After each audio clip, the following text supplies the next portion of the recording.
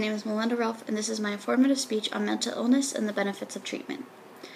Mental health can be hard to explain to people who don't quite understand what it is or what it feels like to have it. Mental illness can range from depression to anxiety to panic attacks, schizophrenia, anger issues. There are a large number of mental issues or mental disorders that one can have. I personally have depression and anxiety. The depression to me feels like a weight on my shoulders and a constant shadow in the back of my mind that is preventing me from doing everything that I can and want to do. In order to understand mental illness, and you need to understand where it comes from. There are 3 things that can cause mental illness. Certain genes that can increase the risk of mental illness, alongside some environmental or situations in your life that can trigger and activate the disorder. There's exposure before birth. If a mother ingests toxins, viruses, drugs, or alcohol, it can expose the child to certain elements that are dangerous and could cause birth defects or illness or disorder later on in life. Then the third one is hormonal imbalances or environmental factors that can cause issues with the neurotransmitters and create a chemical imbalance that is much harder to deal with. 1 in 4 American adults suffer from mental illness. Of those 25% of American adults, about 58.7% of them, according to the CDC, seek help.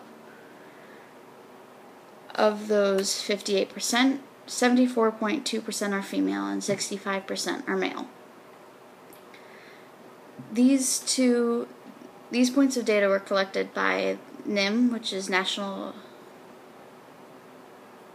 Institution of Mental Health, and from the CDC.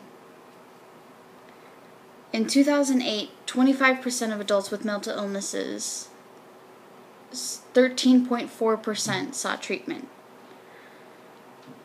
That's not a lot of people seeking treatment for something that's wrong with them. That's like having a broken leg and not getting put into a cast. It's like having pancreatic cancer and just saying, it's fine. We can't allow people to do that. We can't let people keep thinking that it's okay to just let their issues or let their disorders run free. There are different ways of seeking treatment: group treatment and individual treatment. The group therapy options available there are a large number of group therapy options available, and some of them are cheaper than individual therapy.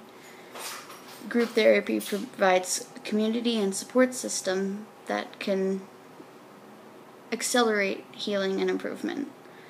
They also promote social skills, forward movement with improvement, and allows you to learn more about yourself and how you can interact with people. But sometimes individual treatment is better. So there are many professionals that you can seek help from. They're easily accessible on the internet, and they're all very willing to talk and discuss plans and treatments. Most therapists prefer to do a dual treatment using therapy sessions and medication. They like having a psychologist on board to supply the medication and to have a say in how things are supposed to be going. There's a number of medications that you can be put on during treatment, such as antidepressants, anti-anxiety medication, mood stabilizers, and antipsychotics.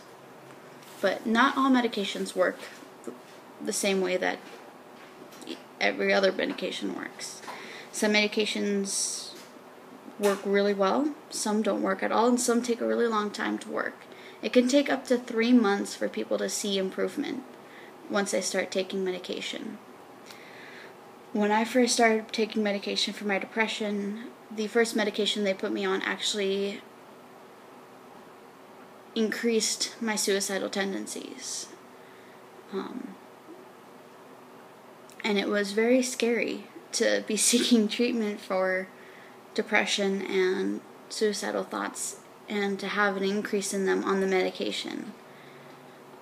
The moment I told them that it was increasing those thoughts, they took me off the medication and we tried something that actually began to work. So it's not always the easiest thing to treat mental illnesses.